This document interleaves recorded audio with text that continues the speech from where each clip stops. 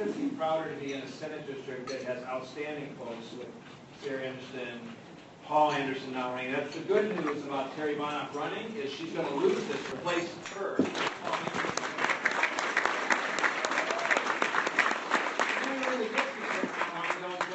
Signs were in there. We opened that up a couple weeks ago, and then I kind of joked that we had Anderson, Johnson, and Meyerson, right? Patty Meyer, who's just a dynamite candidate running, and I'm thrilled to have support here. There's a reason that the Victory Center is in Plymouth, because the energy, the enthusiasm is here, and the opportunity to win in the House and win in the Senate, by and large, could rest in a district just like this. And it comes through your volunteer efforts, your energy, and your money, etc. I'm speaking tomorrow morning, getting together. This is a good opportunity, and it's exciting, actually. 70 young Republicans at Edenbrook High School, at 7 a.m. Back 4 years ago, I think they had like 10 kids in the club. And so the fact they got 70 kids that are going to turn out, and we're going to pitch them to them tomorrow to come up to the Erik Paulsen Center, because a couple of them are participating in some of the parades we had earlier in Plymouth, because they get volunteer hours credit for the different clubs they're in. So we're going to try and motivate them to spend some time on their clubs, volunteer time, and then put in time for all of us and all of you to make sure that we're going to win here. Look, it's a tough election cycle. It is every couple of years. But one thing I do want to tell you is that we miss Governor Plenty, as Paul mentioned. We miss him. I remember being in the majority, as majority leader, and think about the things he did and we were able to accomplish when he was the Republican leader for the state. Right? Yeah, taxes go back down out of the top 10, right? Liability reform, you had a lot of good things happening, and it's all been reversed with Governor Nathan.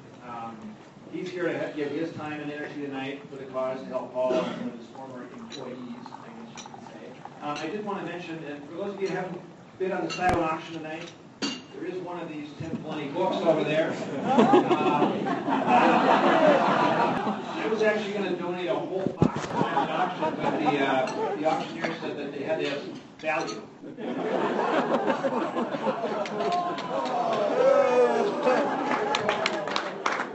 I think the high bid over there is like 25 cents right now. If you autograph it, that's going to go for a lot more. But the money you're raising tonight is actually really going to help all of us, and especially our local candidates. That's the truth. And it's a privilege to represent you in Congress. Paul and I were kind of joking recently because he shared with me, I remember when you first ran for Congress 8 years ago, and you said you feel too normal to be running for Congress. And you mentioned about feeling too normal to do all that knocking and be under pressure. But you know what?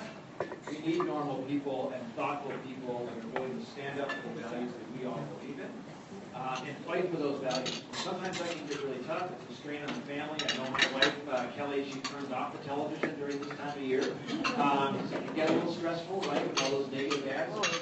But keep in mind this. We're not going to let Terry Bonnoff off the hook. There's a reason we're running those ads that use her words, where she's voted for all kinds of unpopular taxes. In fact, if you remember, now I think her second ad she's running right now, she's probably saying she voted for the gas tax, right, as a part of her second ad. And if you remember, she did an interview recently, but it was Governor Plenty that vetoed that tax bill, right, that she is probably talking about, another unpopular tax, by the way. So we miss the governor. We have to get the state back on the right course, but I know with these legislators, our state's going to get back on course. So I'm going to let you guys introduce the governor officially. And I could mention a lot of great things about him because I know we miss him now at the state level. But a lot of us in this room